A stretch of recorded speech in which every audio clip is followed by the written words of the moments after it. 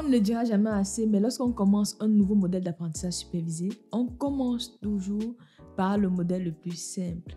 Si vous faites un modèle de régression, c'est-à-dire un modèle qui vise à prédire une variable quantitative comme le prix d'un bien immobilier en fonction de plusieurs autres variables, en général quantitatives, on doit commencer par la régression linéaire.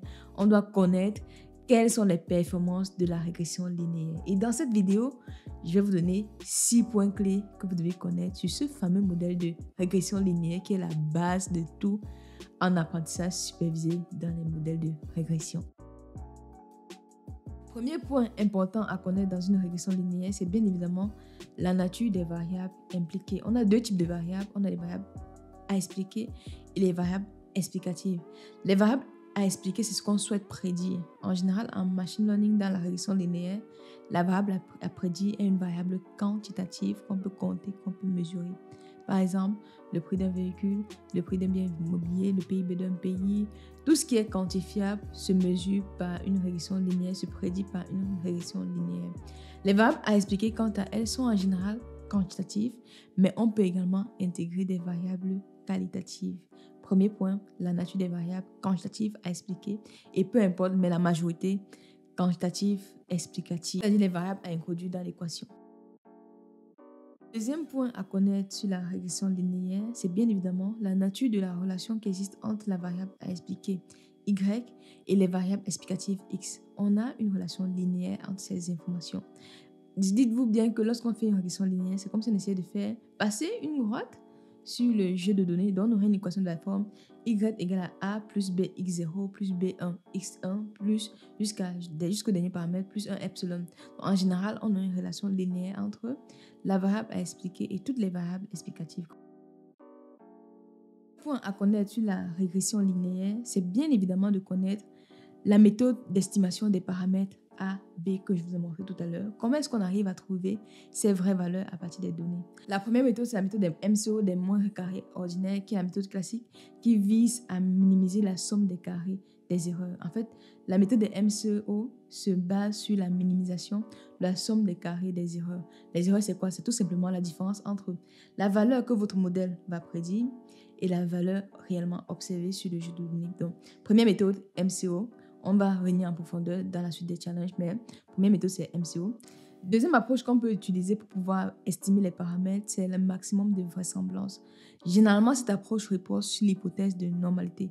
MCO, c'est un peu non paramétrique, mais maximum de vraisemblance, c'est paramétrique, ça repose sur l'hypothèse de normalité. Troisième approche que vous pouvez utiliser, c'est la descente de gradient. En fait, c'est une méthode qui est très utilisée en machine learning.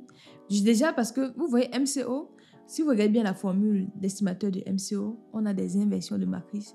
Disons que lorsque la dimension est trop grande, ça devient compliqué d'inverser les matrices. C'est la raison pour laquelle on peut également mettre en place une descente de gradient pour pouvoir estimer de façon précise les paramètres de la régression linéaire. Donc, les trois approches les plus utilisées, MCO, maximum de vraisemblance et descente de gradient. Il y aura des vidéos dédiées pour expliquer chaque méthodologie. Quatrième point que vous devez connaître sur la régression linéaire, c'est bien évidemment comment est-ce qu'on arrive à évaluer les performances de ce modèle. On a déjà vu ça dans une vidéo justement. On a vu qu'en régression linéaire, il faut mettre en place déjà premièrement le R2, le coefficient de détermination, qui mesure la proportion de variabilité de la variance de votre phénomène expliqué par le modèle. Par exemple, si vous avez un R2 à 90%, ça veut dire que votre modèle explique 90% de la variabilité de votre phénomène et c'est énorme. Le R2 doit être supérieur à 50% pour avoir un modèle qui est acceptable. Donc, pour mesure de performance. Il y a également la MSE, la MAE, la MAPE, bref, toutes ces erreurs quadratiques moyennes qui va permettre de juger la performance d'un modèle. Plus ces valeurs sont faibles, mieux votre modèle se porte. Donc, le quatrième point, lorsque vous passez en entretien, il faut que vous soyez en mesure d'expliquer comment évaluer les performances d'une régression linéaire avec R2, MAPE, MSE, MAE, RMSE, toutes ces maîtrises quantitatives. Cinquième point à connaître sur la régression linéaire, c'est bien évidemment les hypothèses du modèle. C'est important que vous les ayez en tête et aussi les solutions. Comment est-ce qu'on fait pour pouvoir s'affranchir de ces hypothèses-là si elles ne sont pas respectées? On verra ça en détail dans une vidéo. Mais les principales, déjà, premièrement, on a la linéarité. Ça veut dire qu'on a une relation linéaire dans les paramètres entre Y, la variable à expliquer et toutes les variables explicatives. J'ai bien dit la linéarité dans les paramètres. Attention, c'est important ce thème. Linéarité dans les paramètres. Deuxième hypothèse, c'est non-autocorrélation. Ça veut dire que les résidus du modèle ne sont pas corrélés. Troisième hypothèse, absence homoscédasticité. En gros, la variance des résidus est constante en général. Donc, troisième hypothèse, homoscédasticité.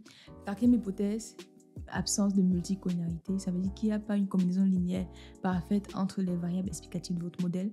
Et aussi, deux variables ne doivent pas apporter la même information. Cinquième hypothèse, c'est la normalité. Et la sixième hypothèse, c'est l'espérance des erreurs doit être nulle. Nullité de l'espérance des erreurs. Voilà les 6 hypothèses principales en régression linéaire. Dans une vidéo plus précise, je vais vous détailler étape par étape comment est-ce qu'on les vérifie, quelle est l'implication si ce n'est pas vérifié, parce que c'est important que vous ayez à l'esprit. Sixième point à connaître sur la régression linéaire, c'est qu'on peut intégrer les variables qualitatives. Et pour pouvoir intégrer les variables qualitatives, il faut faire ce qu'on appelle le one-hot encoding, c'est-à-dire créer des variables binaires et intégrer uniquement n-1 modalité dans le modèle. Sinon, vous aurez une collinéarité et la matrice ne sera pas invisible. Donc, si par exemple, vous avez une variable qualitative comme, je dis n'importe quoi, le niveau d'études primaire, secondaire, supérieur, dans votre régression linéaire, vous allez créer 3 variables. Primaire qui prend 1 si l'individu au primaire et 0 sinon. Secondaire qui prend 1 si l'individu au secondaire et 0 sinon. Et supérieur, pareil. Mais dans le modèle, on va utiliser seulement 2 variables, primaire ou secondaire ou supérieur. Ne mettez pas les croix, sinon vous n'allez pas pouvoir estimer les paramètres de votre modèle. Voilà les 6 points clés à connaître sur la régression linéaire. Pour ceux qui ont suivi cette vidéo jusqu'à la fin, selon vous, quelles sont les 6 hypothèses d'un modèle de régression linéaire? C'est très important. Mettez vos réponses en commentaire, ça peut aider d'autres personnes qui regardent cette vidéo. Mettez des likes, des commentaires, des partages comme d'habitude. On se donne rendez-vous demain pour la suite de ce challenge. Bye.